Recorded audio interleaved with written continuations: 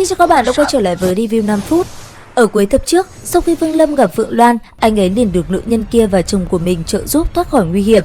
Cũng trong lúc đó, ở phía trước, đại quân tu sĩ của Hỏa Phần Quốc đã tập trung đủ lực lượng. Trước mắt họ, đám hỏa thú kia cũng đã xếp thành hàng dài.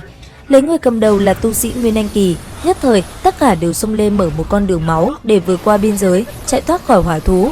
Nhất thời, hàng ngàn hàng vạn tu sĩ cùng hỏa thú đồng thời lao lên tấn công về phía trước, một trận chiến đẫm máu cũng liền diễn ra. Trong khoảnh khắc đó, nơi đây trở nên hỗn loạn vô cùng, người và thú không ngừng giao phong, khói lửa ngập trời. Cảm nhận được hơi thở của Vương Lâm, đám hỏa thú kia liền bao vây và tấn công cực kỳ dữ dội. Hàng chục con hỏa thú cực kỳ hung hãn không ngừng công kích về phía anh ấy. Thế nhưng, kiếm khí trong tay Vương Lâm rất nhanh đã phóng ra, đánh thẳng về phía hỏa thú. Nhất thời, kinh khí bạo phát liền chấn bay hỏa thú ra xa. Cứ thế, Vương Lâm cùng đám tu sĩ hợp lực tấn công hỏa thú, mở đường về phía trước.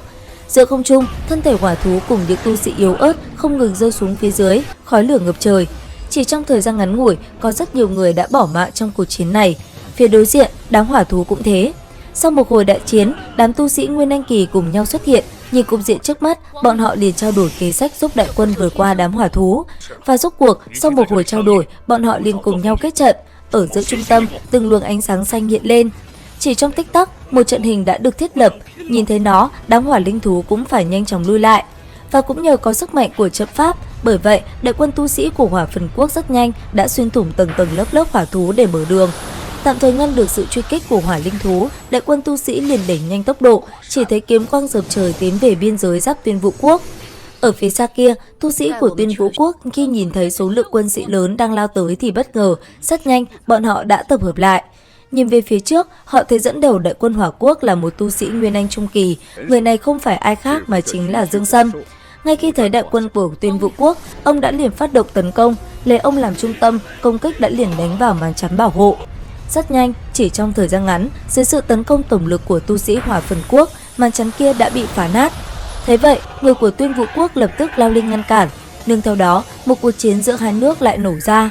Lúc này, giữa không trung, từng đạo kiếm quang không ngừng va chạm, những tiếng nổ mạnh không ngừng vang lên. Ở phía xa, Vương Lâm vì hoàn thành mục tiêu lấy mạng 150 tên để có thể có được bản đồ, anh ấy cũng nhanh chóng lao vào cuộc chiến.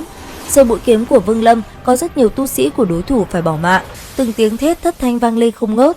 Cực cảnh thần thức được Vương Lâm phát tán ra, xung quanh toàn bộ trúc cơ kỳ tu sĩ còn lại của đối phương bỗng cảm thấy mắt tối sầm lại. Sau đó, phi kiếm thoáng xuất hiện đâm thủng ngực từng người của đối phương. Chỉ sau một thoáng, số lượng tu sĩ bỏ mạng dưới lưỡi kiếm của Vương Lâm đã trên dưới 20 người, tất cả đều một kích bỏ mạng. Phía xa, thấy Vương Lâm một mình hạ sát rất nhiều người, đám người của Tuyên Vũ Quốc đã liền lao lên bao vây Vương Lâm lại. Sau đó, bọn họ liền cùng nhau hợp lực tấn công anh ấy. Thế nhưng đối diện với nó, Vương Lâm lạnh lùng vô cùng. Kiếm khí trong cơ thể bay ra, chỉ sau tích tắc, nó như tia chớp đã xuyên qua cơ thể những tu sĩ của Tuyên Vũ Quốc, khiến họ lần lượt bỏ mạng. Sau một hồi, Vương Lâm liền để ma đầu đi ra thôn phệ đám người kia. Bởi vậy, như được thả ra khỏi trói buộc, ma đầu mừng rỡ vô cùng. Ngay lập tức, nó liền tiến hành thôn phệ toàn bộ mọi thứ ở nơi này. Tuy nhiên, phía trước lại xuất hiện một tên kết đan kỳ. Ngay lập tức, Vương Lâm liền sai tên ma đầu kia đi lên tấn công. Nhận lệnh, tên ma đầu kia cũng liền phóng người về phía trước. Chỉ trong thoáng chốc, một cuộc chiến diễn ra. Sau một hồi giao chiến, vị kết đan kỳ kia đã liền bị ma đầu khống chế. Sau đó, một viên kim đan đã liền từ trong người tên kia bay ra. Thấy vậy, Vương Lâm đã liền đi tới và lấy nó. Ngay lập tức, anh ấy liền dùng thuật độ thổ xuống dưới lòng đất, đi vào trong không gian Thiên Nghịch Châu. Vương Lâm liền hấp thu viên kim đan đó. Sau một đoạn thời gian, Vương Lâm mới tỉnh táo lại, thanh âm vang lên nói: hấp thu một thành linh lực của kim đan sơ kỳ, khiến cho ta đột phá cảnh giới trung kỳ, đạt tới trúc cơ hậu kỳ đại viên mãn cảnh giới.